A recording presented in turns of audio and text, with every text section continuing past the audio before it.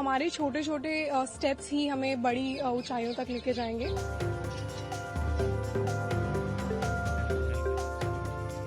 मेहनत की है, हमें टिकट मिला था, हम लड़ रहे हैं। बाकी जो भी आगे की जो चीजें होंगी 5 तारीख के बाद में वो सबके सामने होंगी। लोकतंत्र के इस पर्व के अंदर बढ़ चढ़ के भाग लेना है और मतदान करना। हरियाणा में 90 सदस्यीय विधानसभा सीटों के लिए मतदान जारी है। बता दें कि 90 विधानसभा सीटों पर 1031 उम्मीदवार अपनी किस्मत आजमा रहे हैं और 2 करोड़ से ज्यादा वोटर्स इनकी किस्मत का फैसला करेंगे। चुनाव परिणाम 8 अक्टूबर को सामने आएगा। इस बीच ओलंपियन शूटर मनु भाकर मतदान करने पोलिंग बूथ पर पहुंची और लाइन में खड़ी हुई नजर आई। इस दौरान वो अपने परिवार के साथ वोट डालने पहुंची। वोट डालने के बाद मनु भाकर ने उंगली पर लगी स्याही दिखाई और कहा, जो सबसे अच्छा लगे उसे वोट देना चाहिए। आई थिंक हम सबकी रिस्पॉन्सिबिलिटी बनती है being the youth of this country कि हम सब अपना वोट डालें और जो भी आपकी समझदारी से आपको बेस्ट कैंडिडेट लगता है, बेस्ट लीडर लगता है अपने देश के लिए, आई थिंक हम सबको उसके लिए वोट करना चाहिए। बिकॉज हमारे छोटे छोटे स्टेप्स ही हमें बड़ी ऊंचाइयों तक लेके जाएंगे। और डेवलपमेंट की जहाँ तक बात करें तो काफ़ी हद तक हमारे हाथ में है कि हम किसको चूज़ करें और फिर वो इंसान आगे जाके हमारे सपनों को पूरा करे। डेवलपमेंट एरिया में हमारी और जो ख्वाहिशें हैं कि हमारे एरिया में ये होना चाहिए, वो होना चाहिए, तो बेसिकली हमारा रिप्रेजेंटेटिव कौन होना चाहिए, तो वो हमें चूज़ करना चाहिए। और आज मुझे फर्स्ट टाइम मौका मिला कि मैं वोट डालूं और मैं काफ़ी एक्साइटेड थी, बट चलो हो गया। यस। वैसे आपके फादर, जब आप छोटी बच्ची थी तो आपके फादर वोट देने आते थे तो आपको लेके आते थे, तो वो पहले भी आप ऐसा, बट आप वोट नहीं दी? नहीं, मम्मी पापा के साथ आई हूँ एक बार यहाँ पे, पर डेफिनेटली तब नहीं पता था ज्यादा कि वोट डालना क्या होता है। बस थोड़ा पता था कि कोई कैंडिडेट को चूज करना होता है ऐसे बस, बट ज्यादा नॉलेज नहीं थी। वहीं जुलाना विधानसभा क्षेत्र से कांग्रेस उम्मीदवार विनेश फोगाट भी हरियाणा चुनाव के लिए अपना वोट डालने चरखी दादरी के एक मतदान केंद्र पर पहुंची।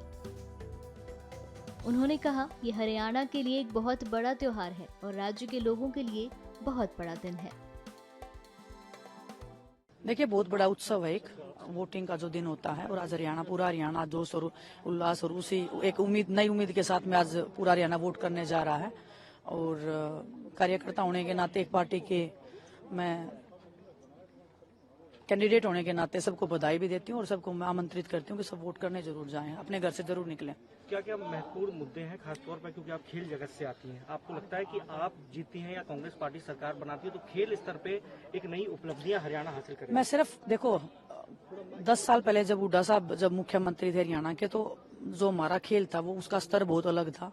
और आज भी सभी खिलाड़ी ये उम्मीद कर रहे हैं और हम नहीं चाहते कि हम सिर्फ खिलाड़ियों तक सीमित रहें। हरियाणा में जितने भी वर्ग हैं, हम सबको एक साथ लेके आगे बढ़ना चाहते हैं। नशे को लेकर आपकी क्या रहेगी? क्या आप चाहेंगे कि जुलाना क्षेत्र में यदि कोई नशा करता है तो वो दूर हो? जब अगर मैं फिर वही बात कर रही हूँ, मैं सिर्फ जुलाना तक सीमित नहीं रहना चाहती हूँ। हम पूरे हरियाणा वासियों के यहाँ पे बात कर रहे हैं और नशा बहुत बड़ा एक मुद्दा है, बहुत चिंता का विषय है और हम हरियाणा वाली जनरेशन को कैसे बचा के रखना है वो हमारा दायित्व है और उसको हम 5 साल तक अपना दायित्व समझ के दिन रात मेहनत करके उसको निभाएंगे। क्या हम भावी मंत्री से भी बात कर रहे हैं? क्या आपको ये उम्मीद है क्या इस बात को? नहीं, ये मेरे हाथ में नहीं है कोई भी चीज। मेरे हाथ में इतना है, मैंने मेहनत की है, हमें टिकट मिला था, हम लड़ रहे हैं। बाकी जो भी आगे की जो चीजें होंगी 5 तारीख के बाद में वो सबके सामने होंगी। वो मेरा फैसला नहीं होता, वो आलाकमान का होता है। चाहे कोई मंत्री है, मुख्यमंत्री है, प्रधानमंत्री, वो पार्टी डिसाइड करती है। भाजपा नेता और पूर्व पहलवान बबीता फोगाट भी वोट डालने पहुंची।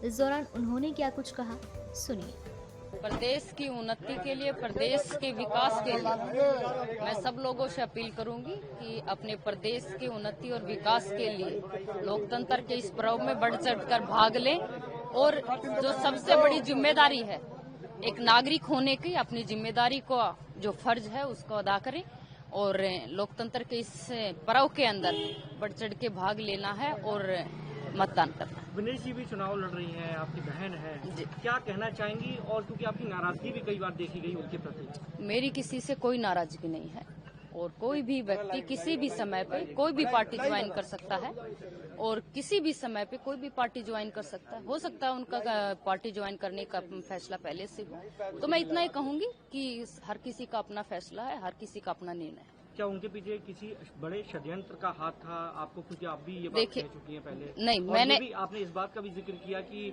आपके फादर ने, क्योंकि उनके ऊपर इतनी मेहनत की, वो आप बचपन से पाला, लेकिन एक जो पहचान देनी होती है, जब साथ में खड़े होने की बात होती है, तो वो साथ में नजर ना ही उन्होंने जिक्र किया, ना ही वो खड़े नजर आए। कौन से षड्यंत्र की बात कर रहे हैं आप? मैं ये पूछना चाहती हूँ। आप ये कहते रहे हैं कि विनेश जी जो है उनको बहलाया गया, राजनीति में लाया गया। आपको लगता है कि इस तरीके की बात हुई? ये तो विनेश खुद कह रही है कि मेरा प्लान 2032 तक खेलने का था।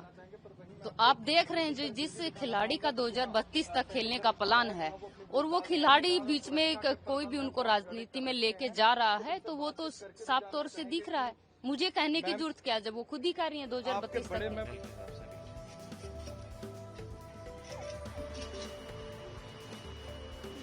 मैम आप